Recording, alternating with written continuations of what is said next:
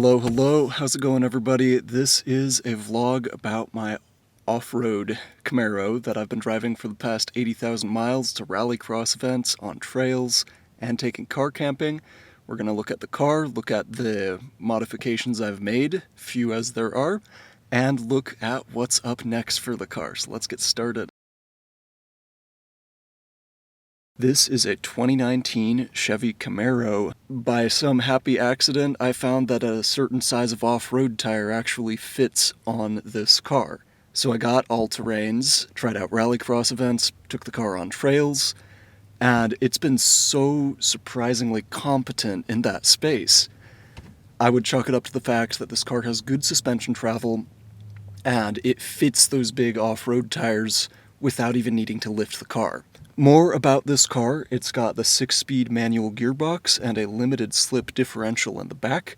Any Camaro, regardless of the engine that you get it with, will come with that limited slip differential if you get it in stick. So even though it's two-wheel drive, as my little mud flap stickers indicate, it has quite nice traction across all the surfaces I've taken it on. This car is pretty special because it's got the 2.0 turbo engine and the track package. This is a very rare combination of having the lightest motor with the track package, which gets you upgraded suspension, beefier control arms, you get an external engine oil cooler, you get a transmission cooler, and you get a built-in diff cooler. The turbo engine with the 1LE package was the cheapest car that you could buy that comes with a diff cooler from the factory.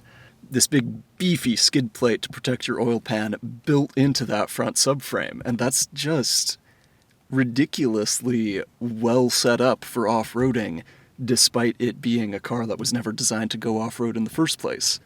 And so with all of those on-track, on-road upgrades, it's done really nicely off-road. The events I've taken it to have been a lot of autocross events at first, and then rallycross events as locally as I can find, and some trail cruise events as well, which I've got a video that I shot a couple years ago and never got to post, but I'll splice in some of that footage right now. That was a ton of fun as well.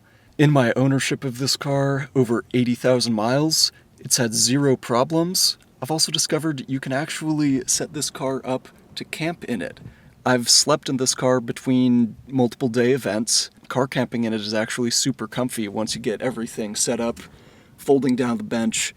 I'll do a video about how I set that up, because I think more people deserve to know, and with a track car like this, if you have a multi-day event, it's great to be able to car camp in the car. Having been on dirt, having gone over lots of bumps, lots of rally events, you might wonder, has it taken damage from this? Like, have I bottomed it out or anything? And the answer to that is no. A couple weeks ago, I took it to a shop that does free track inspections, and we had a good look under the car. Aside from little scuffs on plastic parts, it hasn't broken anything, nothing's been damaged, and that's despite my best efforts. The one chunk of the bumper that's missing is, quite ironically, not from off-roading the car. Yeah, so I found that a replacement splitter there would have been way too expensive for what I want to do, so I reinforced it with a plate of aluminum, some gaffer tape, and a nice little bumper sticker. And I'm totally happy with that. So yeah, top things coming up for this car. Competing in more rallycross events with the goal of doing well in the prepared two-wheel drive class. I'm going to take this on longer road trips, do some overlanding, if you can call it that, in a car like this. Multi-day camping trips, camping in the car, going on off-road trails, having lots of fun, and eating lots of good food. Upgrades to the car that I'm considering and hoping to put together include a lift kit at some point to get maybe an extra inch of ride height. Nothing too wild, because I actually really like how it drives right now and I don't want to mess up the handling. Maybe some engine modifications now that it's well out of warranty.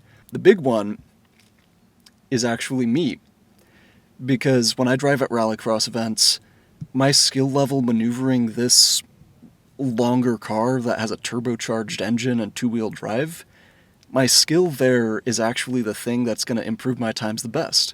So I've got a little rally simulator setup that I'm working on, and I'm going to be getting a lot more practice in skills like left foot braking and pendulum turns and all that. I feel like it's got a ton of headroom here, and I want to make sure I'm driving the car at its limits rather than me driving at the limit of my own skill level. And I'm really excited to make a bunch of videos about that because A, that's going to make for some entertaining practice laps on the simulator, and B, it's going to make me better at driving in these situations.